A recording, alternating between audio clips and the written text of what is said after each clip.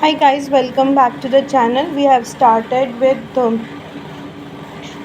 primary hyperparathyroidism. We have dealt some of the features. Now we'll be starting with the histopath and treatment plan.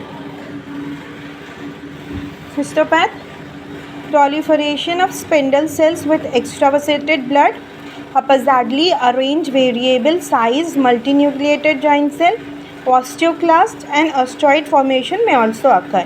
These are seen histologically. Treatment: increase fluid, exercise, avoidance of prolonged inactivity and avoidance of thiazide diuretics. Okay सबसे पहले fluid increase करना है diet में, exercise, prolong inactivity avoid करना है and thiazide diuretics avoid करना है. क्यों? Because it decreases calcium excretion and increases serum calcium. Diuretics mainly thiazide diuretics. Okay, most patients with primary hyperparathyroidism require surgery. This surgery involves removal of at least 3 of the 4 glands. After surgery, patient is checked with the determination of serum calcium and serum albumin level, as well as eliciting a positive Chvostek sign. Okay, what is Chvostek sign? Is facial muscle twitching elicited by tapping a facial nerve component. तो ये positive होगा. When we tap any facial nerve, then facial muscle twitching will elicit it. Then the sign will be positive. Okay.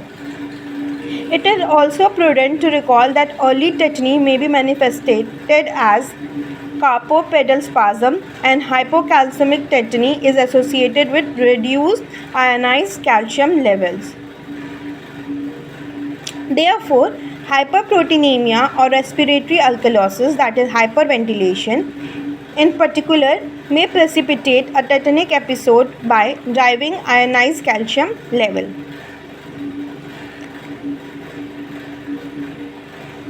Now, some of the patients require large amount of calcium, vitamin D3, that is cholecalciferol, and increased dietary magnesium in the first 1 week to 1 month following surgery.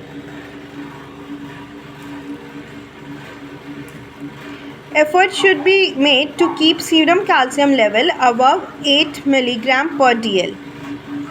Okay. Effort should be made to keep serum calcium level above 8 mg per dl. Okay, prognosis is very good. May recur. Most of the recurrence are hyperplasia of the gland not excised at surgery. Recurrence mainly इसलिए होता है कि जो hyperplastic gland होते हैं या hyperplasia of gland होते हैं वो सर्जरी के टाइम एक्सरसाइज नहीं होते हैं. ठीक है.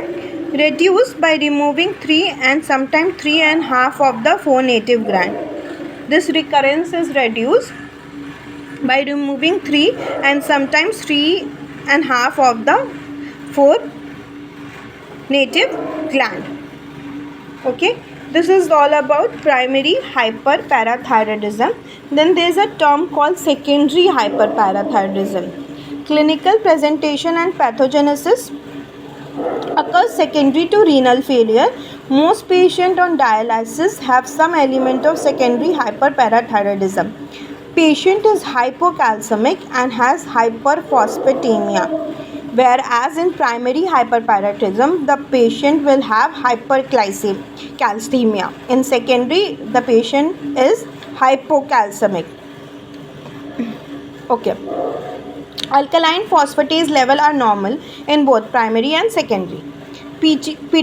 PTH level, that is parathyroid hormone level, are elevated as a result of normal set of parathyroid gland continuously secreting PTH in response to hypocalcemic created by renal loss of calcium. Renal failure हो जाता है, उसकी वजह से calcium का loss होता है, उसकी वजह से PTH हार्मोन बढ़ता है due to hypocalcaemia. And in primary there is hypercalcemia and there is excess secretion of PTH. Now, patient have PTH related signs such as brown tumors and osteitis fibrosa cystica, which is termed as renal osteodystrophy and referred to in older literature as Hausen's disease of bone. So इनके जो भी symptoms होंगे वो PTH related होंगे rather than जो हमारे primary में थे, जो कि हाइपरकैल्सीमिया रिलेटेड थे, बोन रिलेटेड थे और यूरिनरी ट्रैक्ट रिलेटेड थे। ये इसमें सारे फीचर्स जो होंगे वो PTH रिलेटेड होंगे। So brown tumour and osteitis fibrosa and which is commonly together known as renal osteodystrophy, और पहले इसको बोला जाता था Recklinghausen's disease of bone. Okay, that's all for today. We'll continue this in next class. Till then, like, share, subscribe and comment. Bye.